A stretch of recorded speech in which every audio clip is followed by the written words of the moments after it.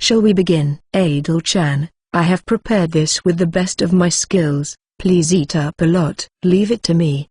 My stomach have been quite empty. First of all, I take a piece of munir, and carried it to my mouth. It's a freshwater fish called Senegal. It was available in the market today. It's a rare lake fish that is brought to town. It's quite popular even in the royal city with its soft and juicy meat. This surely is delicious. The meat coated with lemon sauce breaks down at the moment it enters my mouth, and it melts perfectly. A sense of happiness because of the taste continues to pass through my throat. Next is the stew. That stew is made from the meat of the biggest bear wolf that you subjugated this morning. Bear wolf is the best-selling meat in the market. But that was even better than the meat of the other meat that was bought in. The meat doesn't have any excess oils and really fits well with the stew's ingredients. The stew's taste is definitely exceptional. I have remembered the white stew from the easy-to-cook bag that I have eaten in my previous life. This is more delicious if you compare it to that though. Both of them give a really warm taste, so I'm fully satisfied. It was really good that I came out of Fairy Village. Encountering such things really makes it worthwhile for me to decide to go on a journey. It's really delicious. It gives off a feeling of the nostalgic taste of home. Really? Then I guess it is good. It was really worth the effort, right dear? I'm happy with it too. While I'm eating, receiving a warm gaze from you two makes it hard to eat, you know. Then for a while I received a feeling of being hugged from my waist. Yi was looking at me as I turned my face. Ani-chan. A strong adventurer? Well, I guess strong enough that I was able to help your father. So you did register as an adventurer, Adel-san. And then, Yi-chan announced. I also want to be an adventurer like Wan-chan in the future. Become a strong adventurer like Wan-chan, earn a lot of money, and then buy a big house for Mama and Papa. Apparently she seems to adore strong women. But you know Yi-chan, I think Pad-san was already planning to raise you as a daughter of a merchant. I don't. This house is that small either, you know.